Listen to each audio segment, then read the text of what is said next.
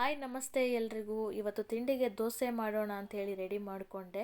ಅದ್ರ ಜೊತೆ ಬೀಟ್ರೋಟ್ ಪಲ್ಯ ಮತ್ತು ಚಟ್ನಿಯನ್ನು ಮಾಡಿಕೊಂಡೆ. ಅದಕ್ಕೂ ಮೊದಲು ಬನ್ನಿ ಇವತ್ತು ಹಿಟ್ಟನ್ನು ಯಾವ ರೀತಿ ತಯಾರಿಸೋದು ಅಂಥೇಳಿ ಮೊದಲು ತೋರಿಸ್ತಾ ಇದ್ದೀನಿ.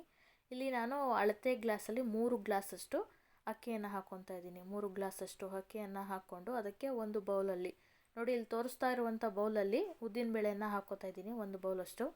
ಈಗ ಇವೆರಡನ್ನೂ ಸೇರಿಸಿ ನೀಟಾಗಿ ತೊಳ್ಕೊಬೇಕು. ನಾನು ಇಲ್ಲಿ 3-4 ಸಲ ತೊಳ್ಕೊತೀನಿ, ಯಾಕಂದರೆ ಅದರಲ್ಲಿ ಧೂಳು ತುಂಬಾ ಇರ್ತದಲ್ವ.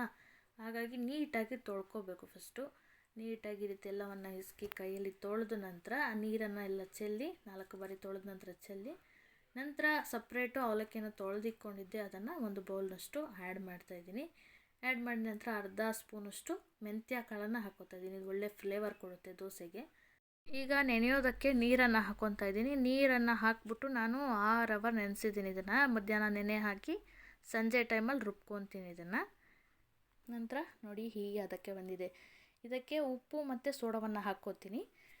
ಬೇಸಿಗೆ ಸಮಯದಲ್ಲಾದರೆ ಹಿಟ್ಟು ಉಕ್ಕು ಬಿಡುತ್ತೆ ಅಂಥೇಳಿ ಸೋಡಾ ಹಾಕೋದಿಲ್ಲ. ಬಟ್ ಇವಾಗ ಕೋಲ್ಡ್ ಇರೋ ಕಾರಣದಿಂದ ನಾನು ಸೋಡಾವನ್ನು ಹಾಕಿದ್ರೆ ಏನೂ ಹಾಕಲ್ಲ ಅಂಥೇಳಿ ನೈಟೇ ಈ ರೀತಿ ನೆನೆಸಿಟ್ಕೊಂಡು, ಈಗ ಬನ್ನಿ ಚಟ್ನಿ ಮಾಡೋದಕ್ಕೆ ಅಂಥೇಳಿ ನಾನು ಒಂದು ಪ್ಯಾನ್ಗೆ ಎಣ್ಣೆ ಹಾಕ್ಕೋತಾ ಇದ್ದೀನಿ.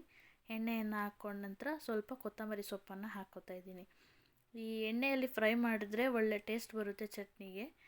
ಮತ್ತು ಪುದೀನ ಸೊಪ್ಪು, ಸ್ವಲ್ಪ ಪುದೀನ ಸೊಪ್ಪನ್ನು ಕೂಡ ಹಾಕ್ಕೊಂಡು ಎರಡನ್ನು ಮಿಕ್ಸ್ ಮಾಡಿ ಎಣ್ಣೆಯಲ್ಲಿ ಹುರ್ಕೋತಾ ಇದ್ದೀನಿ. ಈ ರೀತಿ ಹುರಿದು ಹಾಕಿದ್ರೆ ಟೇಸ್ಟು ಹಸಿ ವಾಸನೆ ಇರೋದಿಲ್ಲ ಚಟ್ನಿಗೆ. ಹಾಗಾಗಿ ಈ ರೀತಿ ಹುರ್ಕೋಬೇಕು. ಎಣ್ಣೆಯಲ್ಲಿ ಹುರ್ಕೊಂಡು ಹಾಕ್ಕೊಂಡ್ರೆ ಒಳ್ಳೆ ಟೇಸ್ಟ್ ಬರುತ್ತೆ. ನಂತರ ಅದಕ್ಕೆ ಸ್ವಲ್ಪ ನಾನು ಬೆಳ್ಳುಳ್ಳಿಯನ್ನು ಹಾಕ್ಕೋತಾ ಇದ್ದೀನಿ.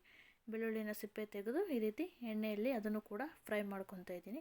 ನಂತರ ಒಂದು 5-6 ಮೆಣಸಿನ್ಕಾಯನ್ನು ಈ ರೀತಿ ಮುರಿದು ಅದನ್ನು ಕೂಡ ಎಣ್ಣೆಯಲ್ಲಿ ಹಾಕ್ಕೊಂಡು ನಾನು ಫ್ರೈ ಮಾಡ್ಕೊತಾ ಇದ್ದೀನಿ. ಮೆಣಸಿನ್ಕಾಯಿ ಕೂಡ ಅದರ ಹಸಿ ವಾಸನೆ ಹೋಗೋವರೆಗೂ ಹುರಿದ ನಂತರ ಈಗ ಜಾರ್ಗೆ ಹುಣಸೆ ಹಣ್ಣನ್ನು ಹಾಕ್ಕೋತಾ ಇದ್ದೀನಿ. ಹುಣಸೆ ಹಣ್ಣಿನ ಜೊತೆಗೆ ಸ್ವಲ್ಪ 1 ಇಂಚು ಶುಂಠಿ ಹಾಕ್ಕೋಬೇಕು. ನಂತರ ಸ್ವಲ್ಪ ಜೀರಿಗೆಯನ್ನು ಹಾಕ್ಕೋಬೇಕು. ಶುಂಠಿ ಹಾಕ್ಕೊಂಡ್ರೆ ಒಳ್ಳೆ ಟೇಸ್ಟ್ ಇರುತ್ತೆ. ನೀವು ಒಂದು ಸಲ ಮನೇಲಿ ಟ್ರೈ ಮಾಡಿ ನೋಡಿ, ನಂತರ ಹೇಳ್ತೀರಾ. ನಂತರ ಹುರಿದಿರುವ ಕೊತ್ತಂಬರಿ ಮತ್ತು ಪುದೀನ ಸೊಪ್ಪನ್ನು ಹಾಕ್ಕೊಂಡು ಈಗ ಒಂದು ಅರ್ಧ ಕಪ್ಪಷ್ಟು ಕಡಲೆಯನ್ನು ಹಾಕ್ಕೊಂಡಿದ್ದೀನಿ. ಕಡಲೆಯನ್ನು ಹಾಕಿದ ನಂತರ ರುಚಿಗೆ ತಕ್ಕಷ್ಟು ಉಪ್ಪನ್ನು ಹಾಕ್ಕೊಂಡು ಈ ರೀತಿ ತೆಂಗಿನಕಾಯನ್ನು ಹಾಕ್ಕೋತಾ ಇದ್ದೀನಿ. ಸ್ವಲ್ಪ ತೆಂಗಿನಕಾಯನ್ನು ಹಾಕ್ಕೊಂಡು ರುಬ್ಕೊಂಡು ನೋಡಿ ಚಟ್ನಿ ರೆಡಿ ಆಯಿತು.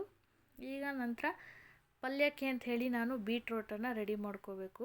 ಹಾಗಾಗಿ ಅರ್ಧ kg ಬೀಟ್ರೋಟನ್ನು ತೊಗೊಂಡಿದ್ದೀನಿ. ನಾನು ಬೀಟ್ರೋಟನ್ನು ಈ ರೀತಿ ಮೀಡಿಯಮ್ ಸೈಜಲ್ಲಿ ತುರ್ಕೊಂಡಿದ್ದೀನಿ. ತುಂಬ ದೊಡ್ಡದಾಗೂ ಇಲ್ಲ. ದೊಡ್ಡದಾಗಿ ಹಾಕಿದ್ರೆ ಬೇಯೋದಕ್ಕೆ ಜಾಸ್ತಿ ಟೈಮ್ ತೊಗೋತೆ ಅಂತೇಳಿ ಈ ಮೀಡಿಯಮ್ ಸೈಜಲ್ಲಿ ತುರಿದಿಟ್ಕೊಂಡಿದ್ದೀನಿ.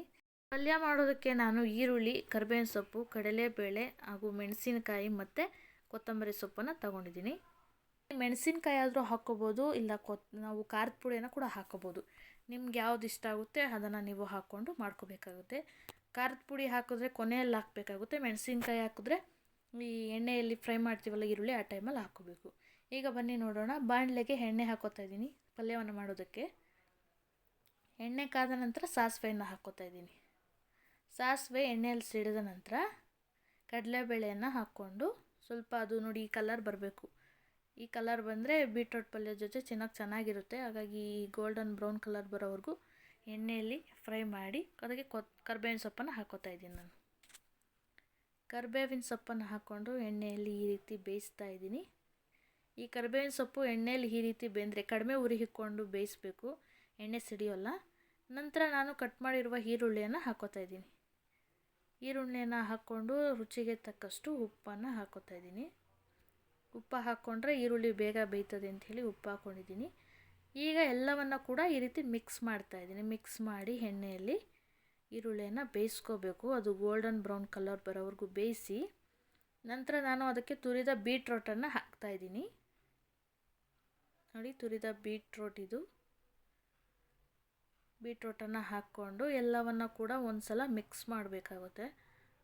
ಈರುಳ್ಳಿ ಮತ್ತು ಬೀಟ್ರೋಟು ಎಲ್ಲ ಕೂಡ ಮಿಕ್ಸ್ ಆಗೋ ರೀತಿ ಈ ರೀತಿ ಒಂದು ಸ್ಪೂನಲ್ಲಿ ಮಿಕ್ಸ್ ಮಾಡ್ತಾಯಿದ್ದೀನಿ. ನಾನು ಈ ರೀತಿ ಮಿಕ್ಸ್ ಮಾಡಿ ನಾನು ಎಣ್ಣೆಯಲ್ಲೇ ಬೇಯಿಸ್ತಾ ಇದ್ದೀನಿ. ಕೆಲವೊಂದು ಸಲ ನೀರು ಹಾಕಿ ಕೂಡ ಬೇಯಿಸ್ತೀನಿ. ನಾನು ದಪ್ಪ ತುರಿದಿದ್ದಾಗ ನೀರು ಹಾಕ್ಕೊಂಡು ಬೇಯಿಸ್ತೀನಿ. ಈಗ ಮೀಡಿಯಮ್ ಸೈಜಲ್ಲಿ ತುರಿದಿರೋದ್ರಿಂದ ಎಣ್ಣೆಯಲ್ಲೇ ಬೇಯಿಸ್ಕೊತಾ ಇದ್ದೀನಿ. ನಂತರ ತಟ್ಟೆಯನ್ನು ಮುಚ್ಚಿ ನೋಡಿ 2 ನಿಮಿಷ ಬಿಟ್ಟು ನಂತರ ಓಪನ್ ಮಾಡಿದ್ದೀನಿ. ಈಗ ನೀರು ಬಿಡ್ತಾಯಿದೆ, ಬಿಸಿಗೆ ನೀರು ಬಿಡ್ತಾಯಿದೆ. ಮತ್ತೊಂದು ಸಲ ಮಿಕ್ಸ್ ಮಾಡಿಬಿಟ್ಟು, ಅದು ಬೀಟ್ರೋಟಲ್ಲಿರುವ ನೀರು, ನಾನು ನೀರು ಹಾಕಿಲ್ಲ. ನಂತರ ಈ ರೀತಿ ಮಿಕ್ಸ್ ಮಾಡಿ ಬೇಯಿಸ್ಕೋಬೇಕು. ನಾನು ಇಲ್ಲಿ 15 ನಿಮಿಷ ಬೇಯಿಸ್ಕೊತೀನಿ, ಆವಾಗ ಕರೆಕ್ಟಾಗಿ ಬೆಂದಿರುತ್ತೆ. ಯಾಕಂದರೆ ಎಣ್ಣೆಯಲ್ಲಿ ಬೇಯಿಸೋದಲ್ವ, ಸೀದೋಗ್ಬಿಡುತ್ತೆ ಅಂತೇಳಿ ಕಡಿಮೆ ಊರಲ್ಲಿ 15 ನಿಮಿಷ ಬೇಯಿಸ್ಕೊತೀನಿ. ಅದು ಬೇಯೋ ಸಮಯದಲ್ಲಿ ಇನ್ನೊಂದು ಕಡೆ ತವಾನ ಇಟ್ಟು ದೋಸೆಗೆ ಅಂತ ರೆಡಿ ಮಾಡ್ಕೊತಾ ಇದ್ದೀನಿ. ತವಾ ಬಿಸಿ ಆದ ನಂತರ ನೋಡಿ, ನೀರನ್ನು ಹಾಕಿ ನೋಡಿದೆ, ತವಾ ಬಿಸಿ ಆಗಿತ್ತು. ನಂತರ ದೋಸೆ ಹಿಟ್ಟನ್ನು ಈ ರೀತಿ ಹಾಕ್ಕೋತಾ ಇದ್ದೀನಿ ನಾನು ತವಾದ ಮೇಲೆ. ದೋಸೆ ಹಿಟ್ಟನ್ನು ಈ ರೀತಿ ರೌಂಡ್ ಶೇಪಲ್ಲಿ ಹಾಕ್ಕೊಂಡಿದ್ದೀನಿ. ನೀವು ಹಾಗೆ ಕೂಡ ಬೇಯಿಸ್ಕೋಬೋದು, ಇಲ್ಲ ಇನ್ನೂ ಫಾಸ್ಟಾಗಿ ಬೇಯಬೇಕು ಅಂತ ಹೇಳಿದ್ರೆ ಅದ್ರ ಮೇಲೆ ಒಂದು ಪ್ಲೇಟನ್ನು ಹಾಕ್ಕೋಬೋದು. ಈಗ ನೋಡಿ, ಎಣ್ಣೆಯನ್ನು ಹಾಕ್ತಾಯಿದ್ದೀನಿ. ಎಣ್ಣೆನ ಹಾಕಿ ಸ್ವಲ್ಪ ಬಿಟ್ಟು ನಂತರ ನಾನು ಅದ್ರ ಮೇಲೆ ಒಂದು ಪ್ಲೇಟನ್ನು ಹಾಕ್ಕೊಂಡು ಬೇಯಿಸ್ಕೊತೀನಿ, ಬೇಗ ಬೇಯುತ್ತೆ ಅಂಥೇಳಿ. ಈಗ ನೋಡಿ, ಪ್ಲೇಟನ್ನು ಓಪನ್ ಮಾಡಿದ್ದೀನಿ. ದೋಸೆ ರೆಡಿಯಾಗಿದೆ. ಬೀಟ್ರೋಟ್ ಪಲ್ಯದ ಜೊತೆ ಒಳ್ಳೆ ಕಾಂಬಿನೇಷನ್ ಇರುತ್ತೆ. ನಾವು ಚಪಾತಿಗೆ ತಿನ್ನಬೇಕಂತ ಏನಿಲ್ಲ, ದೋಸೆಗೂ ಚೆನ್ನಾಗಿರುತ್ತೆ. ಅದರ ಜೊತೆ ಚಟ್ನಿಯನ್ನು ಹಾಕ್ಕೋಬೋದು. ಇಲ್ಲಿ ಬೇಯೋದಕ್ಕೆ ಇಟ್ಟಂಥ ಬೀಟ್ರೋಟ್ ಬೆಂದಿದೆ ನೋಡಿ. ನಾನು ಅದಕ್ಕೆ 1 ಸ್ಪೂನಷ್ಟು ಖಾರದ ಪುಡಿಯನ್ನು ಹಾಕ್ಕೋತಾ ಇದ್ದೀನಿ. ಈಗ ಹಾಕ್ಕೊಂಡು ಚೆನ್ನಾಗಿ ಮಿಕ್ಸ್ ಮಾಡಿ, ಎಲ್ಲದಕ್ಕೂ ಕೂಡ ಖಾರದ ಪುಡಿಯನ್ನು ಮಿಕ್ಸ್ ಮಾಡಿದ ನಂತರ ಅದು ಬೀಟ್ರೋಟ್ ರೆಡಿ ಆಗುತ್ತೆ. 2 ನಿಮಿಷ ಬೇಯಿಸಿದ್ರೆ ಸಾಕು. ಖಾರದ ಪುಡಿ ಹಾಕಿದ ನಂತರ ಅದು ರೆಡಿ ಆಗುತ್ತೆ. ನಂತರ ನೋಡಿ, ಕೊನೆಯಲ್ಲಿ ಕೊತ್ತಂಬರಿ ಸೊಪ್ಪನ್ನು ಹಾಕಿ ಮತ್ತೊಮ್ಮೆ ಮಿಕ್ಸ್ ಮಾಡ್ತಾಯಿದ್ದೀನಿ. ಮಿಕ್ಸ್ ಮಾಡಿದ ನಂತರ ರೆಡಿ ಆಗುತ್ತೆ ನೋಡಿ. ದೋಸೆ ಜೊತೆ ಒಳ್ಳೆ ಕಾಂಬಿನೇಷನ್ ಇರುತ್ತೆ. ಇದು ಕೂಡ ಚಪಾತಿ ಜೊತೆನೇ ತಿಂದು ಬೇಜಾರಾಗಿದ್ದರೆ ಒಮ್ಮೆ ಈ ರೀತಿ ಕೂಡ ಟ್ರೈ ಮಾಡಿ. ದೋಸೆ ಜೊತೆ ಚಟ್ನಿ ಹಾಗೂ ಬೀಟ್ರೋಟ್ ಪಲ್ಯ ನೀವು ಕೂಡ ಮನೆಯಲ್ಲಿ ಮಾಡಿ. ಇಷ್ಟ ಆದರೆ ಈ ವಿಡಿಯೋ ಲೈಕ್ ಮಾಡಿ, ಹಾಗೆ ದಯವಿಟ್ಟು ಸಬ್ಸ್ಕ್ರೈಬ್ ಮಾಡೋದನ್ನು ಮಾತ್ರ ಮರಿಬೇಡಿ. ನಿಮ್ಮ ಸಪೋರ್ಟ್ ಯಾವಾಗಲೂ ಹೀಗೆ ನಮ್ಮ ಮೇಲೆ ಇರಲಿ ಅಂತ ಹೇಳಿ ಕೇಳ್ಕೊತಾ ಇದ್ದೀನಿ. ಎಲ್ರಿಗೂ ಕೂಡ ಧನ್ಯವಾದಗಳು.